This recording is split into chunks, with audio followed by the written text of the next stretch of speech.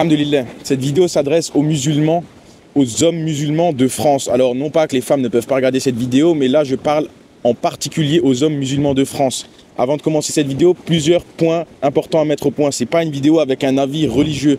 Les avis sur la hijra, le fait de devoir partir la France en tant que musulman, ils ont déjà été établis.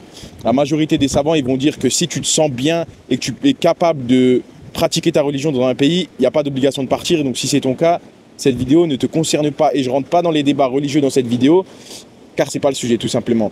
Maintenant, encore une dernière petite précision, c'est que mon avis n'engage que moi et mon avis est que la majorité des gens de France, des musulmans de France devraient quitter la France et ce qui par ailleurs ne devrait engager aucune haine en sachant que la majorité, enfin pas la majorité mais de tous les haineux des musulmans, ils seraient contents qu'on parte donc je ne vois pas pourquoi en fait ça devrait être un problème. On est content de partir. Ils sont contents qu'on part, tout le monde est heureux, alhamdulillah. Maintenant, je me suis fait des petites notes pour vraiment déblayer ce sujet, qu'on aille un peu plus en profondeur et qu'on regarde vraiment si toi qui regardes cette vidéo, tu devrais vraiment partir ou tu as des possibilités de rester, qui doit vraiment rester, qui doit partir, etc. J'aimerais bien qu'on avance un peu sur ce sujet et qu'on mette les choses au clair, Inch'Allah. On va d'abord, cette vidéo, elle va se séparer en plusieurs parties. Il y a d'abord pourquoi quitter, parce que les raisons qui font que tu dois quitter en tant que musulman, encore une fois, c'est subjectif. Les raisons qui font que tous les humains devraient quitter selon moi la France. On va voir aussi les aspects positifs de la France et surtout les raisons qui font que certains devraient rester. Vous allez voir qu'il n'y en a pas des millions non plus. Et surtout, qui devrait partir, comment partir pour ceux qui le souhaitent. Donc pourquoi quitter en tant que musulman? La première des raisons, moi je parle des musulmans qui sont pratiquants ou des musulmans qui aspirent à l'être. Alors peut-être que tu n'es pas pratiquant, que tu ne pries pas aujourd'hui, etc. Mais ton but, je te le souhaite en tout cas, c'est que tu finisses par devenir pratiquant. Donc, il y aura ces questions qui vont se poser. La première des questions, c'est la plus importante pour nous en tant que musulmans, c'est la prière. La prière, c'est 5 fois par jour. Dans la majorité des jobs que tu vas faire, tu vas devoir les faire en cachette, à moins que tu trouves un employeur musulman ou des entreprises qui sont faites à ce niveau-là, ce qui est vraiment un bienfait, alhamdulillah. Mais pour la majorité d'entre nous, moi j'ai fait des années de prière en cachette, donc je sais de quoi je parle et je sais qu'il y a énormément de gens qui font ça. Donc est-ce que tu te vois prier toute ta vie en cachette? Prier toute ta vie en cachette, c'est une chose, mais imagine-toi pour tes enfants, et plus dur pour ta femme ou tes filles, ou tes sœurs, etc. Bon, tes sœurs et ta mère, etc., on va pas en parler. Dans cette vidéo, on va parler uniquement de toi et ton foyer, voire le futur foyer que tu vas créer, Inch'Allah. Donc imagine pour ta femme, si elle souhaite travailler, etc., comment elle va faire pour faire ses prières à l'heure. Sujet très délicat, on le sait tous, donc c'est un point crucial. Ensuite, vu qu'on parle des femmes, il y a le sujet du hijab. Femmes, je vous apprends rien, c'est une catastrophe. Les femmes qui ont le hijab, elles galèrent à trouver du travail. Elles n'auront jamais un travail surtout pour celles qui font des études, elles auront rarement un travail qui valorise leurs études. Déjà que nous, même si tu n'as pas le hijab, les hommes, etc., déjà avec notre tête, c'est dur de trouver des tafs. Alors imagine avec le voile, donc ce qui fait que ça facilite pas la tâche pour les femmes voilées et qui plus est, elles n'ont pas le droit d'aller dans certaines écoles. C'est quand même, imagine demain tu as ta fille, elle te dit papa je crois fort en Dieu, je veux pratiquer ma religion mais j'aimerais bien aussi aller à l'école, tu fais quoi? Pas d'école, pas de religion? Vraiment pas envie de vivre ça à titre personnel, donc voilà mon avis. À ce niveau-là c'est très délicat. Troisième point, c'est future famille, contexte familial.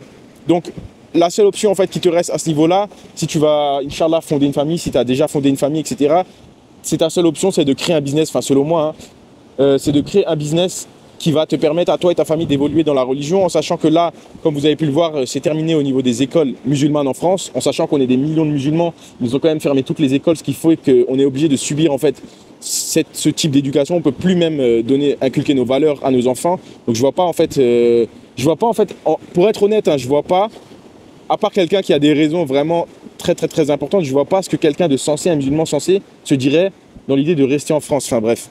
Donc éducation des enfants, ça va être très délicat. Le seul truc possible, ça va être de créer du business pour ta femme, pour tes enfants, etc., pour qu'ils puissent pratiquer leur religion, pour que tu puisses avoir du temps pour eux, etc. Mais c'est vraiment l'unique option à mon sens. Hein. Ensuite, j'ai rajouté des points comme le fait qu'ils ne nous aiment pas. Maintenant, c'est devenu évident. On parle que de nous. On essaye en fait de tout mettre sur les musulmans à chaque moment. On a vu ça, j'ai pas besoin de vous apprendre tout ça, que ce soit sur BFM, sur n'importe quoi. Là, il y a une pénurie des œufs en ce moment. On veut dire que c'est la faute des musulmans. À croire qu'on mange 25 œufs par iftar. Enfin bref, ils nous aiment pas, c'est pas nouveau. Moi, j'ai aucun problème avec les Français de manière générale. Eux nous aiment pas. S'ils nous aiment pas, je vois pas pourquoi persister et continuer comme ça à rester là en tant que victime, etc., à subir ça, alors que, alhamdulillah, pour la plupart d'entre nous, il y a des options. Ils nous aiment pas, ils aiment pas nos têtes, ils aiment pas notre religion. Je mets pas tous les Français dans le même sac. Hein. Je parle de tout ce qui va être média, je parle d'une certaine minorité beaucoup ne vont pas l'assumer d'ailleurs. Moi, j'ai énormément de potes français, des blancs qui sont magnifiques, très bons, c'est mes refs, il n'y a aucun problème. Moi, je parle de ce phénomène un peu sociétal. Ils ne nous aiment pas, vous comprenez très bien ce que je veux dire. Ce qui inclut évidemment discrimination, travail, ou même, ça, c'est des choses que je sais pas si vous. Enfin, tu sais, tu rencontres quelqu'un, tu vas lui dire, tu rencontres un ancien, tu le regardes dans les yeux, tu lui fais un grand sourire, tu lui dis bonjour. Il te répond pas bonjour, enfin bon, bref. Est-ce que c'est dans la case anti-musulman ou est-ce que c'est dans la case, c'est juste des humains qui sont vraiment pas top du tout? Voilà, le débat est ouvert, mais c'est pas le sujet pour aujourd'hui. Donc ensuite, il y a le sujet que tu seras jamais assimilé comme un vrai Français. Donc pourquoi tu t'attaches? Pourquoi tu t'attaches à un pays qui ne veut pas de toi? Pourquoi tu t'attaches à un pays qui ne te rentrera jamais totalement dans sa culture? On a beau dire on est français, etc. Au final, tu regardes notre tête, tu vois bien qu'on n'est pas français et surtout, ils ne nous considèrent pas comme des vrais français. Encore une fois, je ne mets pas tout le monde dans le même sac. Ensuite, il y a un point que je voulais aborder avec vous, c'est le fait que nous, les musulmans, on n'est vraiment pas très malins en France.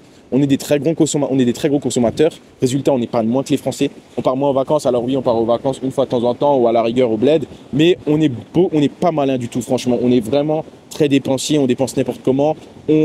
En fait, on est dans un pays qui nous aime pas. Et contrairement aux autres musulmans dans les autres pays qui se la jouent petit, coffrent de l'argent, envoient de leur famille au bled, essayent de prévoir leur avenir. Nous, en France, on est à l'inverse. On dépense tout ce qu'on a, on n'arrive pas à mettre de côté, on ne fait pas de projet. Enfin, vraiment, surtout les Maghrébins, on n'est pas top à ce niveau-là. Donc, ils ne nous aiment pas et on dépense tout notre fric là-dedans. Là, avec le Ramadan, si vous voyez dans les grandes villes, il y a énormément j'ai vu énormément de trucs, de retours comme quoi des rues sont vides, des centres commerciaux sont vides.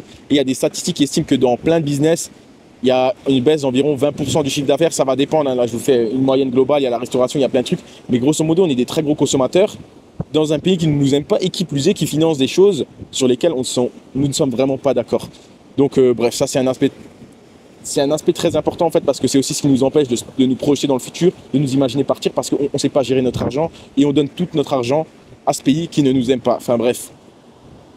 Des raisons, il y en a plein encore de ce type-là, mais maintenant on va passer sur les raisons qui te font... Ça c'est les raisons en tant que musulman en France que je viens d'évoquer. Comme dit, il y en a plein. Maintenant on va passer sur les raisons qui te feraient partir même si tu n'es pas un musulman. Donc en plus de toutes ces raisons-là qui nous considèrent nous, il y a évidemment toutes les raisons qui posent problème avec la France, que tu sois français ou pas.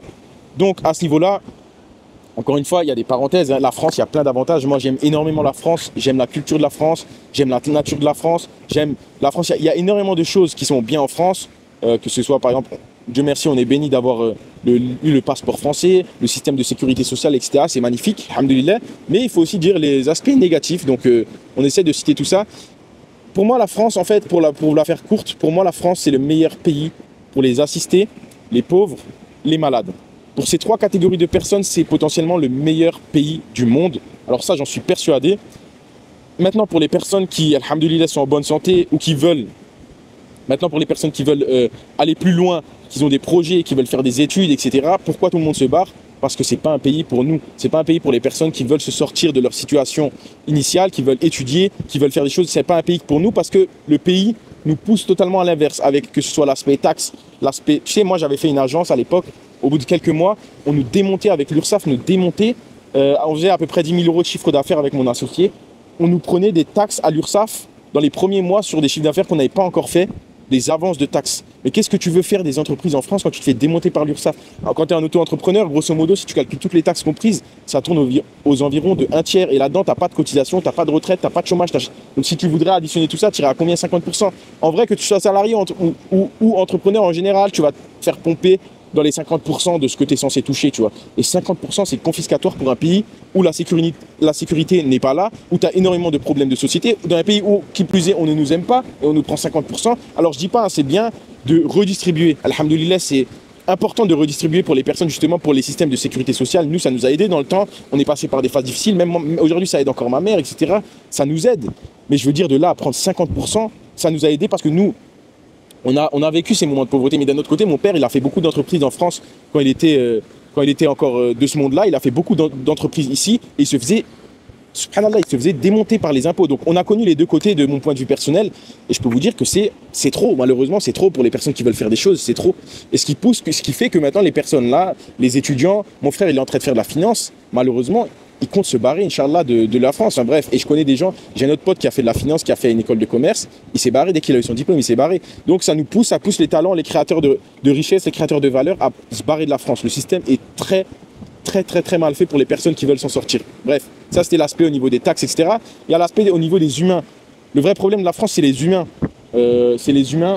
C'est dur d'arracher un sourire, c'est dur d'avoir un sourire. Je mets pas tout le monde dans le même sac, hein. Mais c'est dur d'arracher un sourire. Les gens sont en train de se plaindre toute l'année. Et tu vois, toute cette mauvaise énergie, elle t'affecte. Elle t'affecte et elle te détruit petit à petit. Et petit à petit, tu deviens en fait comme ces personnes-là qui font que de se plaindre. Et ensuite, tu es dans cette spirale-là, bad mood, mauvaise énergie, le mauvais attire le mauvais. Et tout le monde est dans cette spirale-là où on fait que... Il y a des gens, il pleut, 10 minutes, ils vont t'en parler toute la journée. Mais subhanallah, c'est ça nos problèmes en fait. On n'a pas de problème en France. C'est ça notre problème. C'est qu'on n'a pas de problème et du coup, on s'en invente. Enfin bref, les humains, moi qui font que de râler, etc., pour moi, c'est destructeur. Je préfère vivre je préférerais vivre en fait même bien plus pauvre avec des humains comme ici où je vis en Malaisie, des humains qui sont souriants, qui ont rien, qui sont souriants, heureux. Alhamdoulilah, ça me donne tellement une bonne énergie, vous pouvez même pas vous imaginer. Enfin bref. Il y a la météo qui pour certains, ok, si tu habites dans le sud, c'est ok, mais de manière générale, c'est pas le top par rapport à des pays comme ici en Asie du Sud-Est ou au Middle East, etc., au bled, etc., que la météo sera meilleure. Pour moi, le mieux, c'est l'Asie du Sud-Est parce qu'on gravite aux environs de 30 degrés toute l'année. Donc, alhamdoulilah, à ce niveau-là. Il y a le gouvernement en France, bien évidemment, on est totalement contre, de manière générale, que ce soit personnellement le système et le gouvernement. Donc, ce qu'ils font à l'échelle internationale en termes de géopolitique, etc. Et dernier point, il y a l'économie. Donc, tous ces points-là concernent tous les humains. Des points comme ça, je pourrais en citer beaucoup plus, mais on ne va pas non plus faire une vidéo de 1 heure. Dernier point, c'est l'économie. En fait, si vous voyez, évidemment, je ne vais pas vous faire des graphiques, mais je vais vous donner quelques infos clés. Si on compare la France, si je ne me trompe pas, en 1981 avec les États-Unis, on était à peu près corrigez-moi, faites vos recherches si je me trompe, c'est des informations que je vais vous sortir là. En 81, les États-Unis et la France, on était à peu près au même niveau de PIB par habitant. Aujourd'hui, en l'espace d'environ 40 ans, les États-Unis, la différence qu'ils ont mis avec nous, la France, c'est-à-dire que les États-Unis, cette différence, elle est la même que la France a cette différence avec les Mexicains. Je m'explique. Aujourd'hui, les Américains nous voient, nous les Français, en termes d'économie, en termes de PIB, comme nous, on voit les Mexicains. Et notre courbe, elle est descendante si on compare par rapport aux pays qui sont émergents, aux pays qui sont en croissance, etc. On n'est plus en croissance, malheureusement. Donc, tu as l'aspect économique, en fait, comme je vous disais auparavant, parce que la France pousse les créateurs de richesse et de valeur à partir de la France, comme tous les gens qui font des startups, etc. Il y a combien de Français, des talents français qui ont exercé aux États-Unis parce qu'on les pousse avec la législation, avec les taxes, etc. Tu as l'aspect économique d'un point de vue comme ça plus global et tu as l'aspect pouvoir d'achat en fait. Tout simplement, le SMIC a augmenté de quelques centaines d'euros alors que le coût de la vie a doublé, triplé. Aujourd'hui, moi je connais plein de gens qui sortent d'études, bac plus 5, tu as 2500 euros, mais 2500 euros sur ces 2500 euros, déjà 2500 euros en France c'est pas énorme. Alors que tu as fait un bac plus 5, tu es ingénieur, tu es je sais pas quoi, tu as 2500 euros, c'est vraiment pas énorme en France. En plus de ça, après, tu as les 10% d'impôts, grosso modo, 2250, tu as 20% de TVA, tu as 1700 euros net dans ta poche, et je sais que tu as encore plein d'autres taxes, etc. Foncières, ceux qui sont dans l'immobilier, audiovisuel, maintenant bientôt des taxes pour chiens, etc. Donc bref, ça devient très difficile en fait de gérer ses finances en France, surtout comme je disais, comme le coût de la vie a augmenté. C'est devenu, subhanallah, c'est devenu... Moi, la dernière fois que j'étais en France, je vois, à 50 euros, tu as un petit sachet Kraft. Tu vois, 100 euros, tu n'as même pas un demi-caddie. À l'époque, 100 euros, on faisait un caddie de course.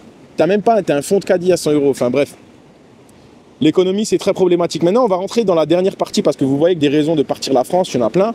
Il n'y a pas tout le monde qui peut. Qui devrait rester? Qui devrait partir? Premier point, qui devrait rester? C'est celui qui se sent bien ici en France, celui qui est heureux ici. Il n'y a pas de raison de partir et d'ailleurs tu n'as pas de raison de regarder cette vidéo. Je ne sais pas ce que tu fais encore là. Si tu te sens bien ici en France, reste en France. Alhamdoulilah, tu es français ou musulman. Si toutes les conditions sont ok pour toi, reste en France. Ne te pose pas 10 000 questions. Et surtout si tu as confiance en l'avenir de la France et de l'Europe. Ce qui n'est absolument pas mon cas. Deuxième point, celui qui est malade ou qui a des proches malades ou qui n'a absolument pas le choix. Pour des raisons vraiment très ancrées. Si tu n'as pas le choix, malheureusement, subhanallah, qu'Allah te facilite, mais tu n'as pas le choix, tu n'as pas le choix. Après, il n'y a pas le choix parce qu'on se dit j'ai pas le choix ou pas le choix parce que j'ai pas envie de me bouger. Il y a encore des nuances. Mais il y a des personnes qui n'ont vraiment pas le choix et pour ces personnes-là, il va falloir justement faire au mieux pour qu'ils puissent vivre leur vie tranquillement, donc soit faire du business pour ceux qui peuvent, etc. Mais il y a des personnes qui ont des proches dans des mauvaises conditions, etc. Et je leur jette pas la pierre parce que ils n'ont pas le choix, subhanallah. Donc Allah vous facilite. Et le dernier point, c'est, tu sais, des fois à un moment je parlais avec des musulmans qui me disaient oui, mais si nous tous les musulmans on parle, etc. Comment va se développer l'islam en France, etc. Donc c'est très intéressant. Mais il y a combien de nous musulmans en France qui restons vraiment pour faire la da'wah, pour pousser l'islam? qui parmi vous a cette réelle intention sincère de propager l'islam en France? Si toi, tu l'as, qu'Allah te facilite et qu'Allah accepte ta noble intention, mais j'ose supposer, je ne suis pas dans le cœur des gens, j'ose supposer que la majorité d'entre nous n'avons pas la réelle ferme intention de propager l'islam en France. Donc si c'est une vraie intention, que tu émets cette intention et que ton but c'est de partager l'islam, wallah, c'est très honorable. Et dans ce cas-là, c'est une vraie raison pour rester en France. Donc voilà, à mon avis, c'est ça les vraies personnes qui devraient rester en France. Parce que, voilà, comme disait, les personnes qui se sentent bien, les personnes malades ou qui n'ont vraiment pas le choix, et les personnes qui ont vraiment l'intention de propager l'islam. Autrement, le reste, selon moi, encore une fois, devrait partir de la France, pour toutes les raisons que je vous ai évoquées. Maintenant, comment partir, où partir, etc. Moi, je vous donne rapidement un aperçu rapidement de ce que je conseille. Premièrement, tu as les pays du bled. Va dans ton bled si c'est facile pour toi, si tu es attaché à ta culture, etc. Moi, c'est pas du tout mon cas. Je m'en fous un petit peu de tout ce qui est culturel. C'est l'islam, le reste. L'islam, les humains, le reste, pas très important. Mais si tu es attaché à ta culture, alhamdoulilah, tu peux retourner dans ton bled. C'est top. C'est top si tu as des points d'ancrage là-bas. Ensuite, tu as les pays ici. Pour moi, les meilleurs pays, c'est l'Indonésie, Malaisie, etc. C'est dans ce coin-là parce que les humains sont incroyables et c'est ce que je recherche. C'est ce qui me correspond à moi. Et ce ne sera pas forcément le cas de tout le monde. Donc, ces pays-là en Asie du Sud-Est. Et sinon, globalement, tu as les pays du Middle East. Donc Arabie Saoudite, Émirats, Qatar, c'est vraiment des bonnes options, alhamdoulilah, des pays très développés, très sécurisés pour fonder une famille, etc. Il y a des avantages, on ne va pas traiter tous les points dans cette vidéo-là, mais alhamdoulilah, c'est des très bonnes options. Et maintenant, venons au dernier point, c'est l'aspect économique. Alors, tu as plusieurs profils, tu as des personnes qui se contentent de peu. Il y a des personnes qui arriveraient à vivre avec 500, 1000, 1500 euros, 1500 euros pour des familles. Hein. Il y a des personnes qui arrivent à ça et dans ce cas-là, ben, vous n'avez pas grand frein en fait à partir parce que, entre guillemets, vous n'avez qu'à coffrer en mettant vraiment d'énergie, pourquoi pas, encore une fois, comme dit, c'est une vidéo qui est à la base adressée aux hommes. Donc s'il faut faire de travail pendant 1 an, 2 ans, 3 ans pour coffrer de quoi faire ta hijra, fais-le.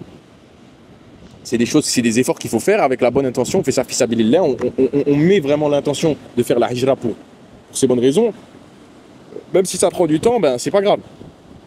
En tout cas, tu arriveras, Inch'Allah, à ta destination. Donc, pour ces personnes-là, ça ne va pas être hyper compliqué. Et ensuite, tu pourras développer soit un business en physique, soit un business en ligne, en fonction de où tu vas aller. Mais si tu arrives à te contenter de peu, franchement, les barrières sont très petites, tu vois. Sont très fines. Et maintenant, pour les autres personnes qui ont besoin de vivre un peu plus dans le confort, moi, j'en fais partie. Je suis faible à ce niveau-là. Je sais que j'ai besoin d'un minimum de confort. Je pourrais m'adapter en vrai. Je dors sur des cailloux et tout, normal. On s'en fout, tu vois. Mais sur du long terme, je sais que j'aime bien le confort, etc. Quand je dis confort, c'est un confort de vie, c'est pas forcément acheter des marques et tout ça, on s'en tape, alhamdoulilah, mais voilà, un confort de vie, des choses faciles, etc. C'est pour ça aussi que j'ai ciblé Malaisie et Kuala Lumpur, parce que c'est une ville très moderne, tout est facile. Pour ces personnes-là, il faut se concentrer donc soit sur faire un business en ligne. Je ne vais pas en parler 10 000 fois dans cette vidéo, il y a 10 000 opportunités de faire des business en ligne. Maintenant, il faut faire les efforts, les gars. C'est pas en travaillant pendant 1 mois et après disant « Ah, j'ai essayé et tout ». Il faut faire les efforts, il y a plein de choses à faire, il faut se mettre dessus pendant 6 mois, 1 an, faire les causes jusqu'à arriver à 2 000 € par mois. Wallah, il y a plein d'opportunités, c'est facile. Je vais faire des autres vidéos sur le sujet. Vous pouvez m'envoyer un mail si vous avez des questions à ce niveau-là et tout. Je mettrai peut-être le mail dans la barre de description. Mais allez-y, foncez, il y a plein de choses à faire.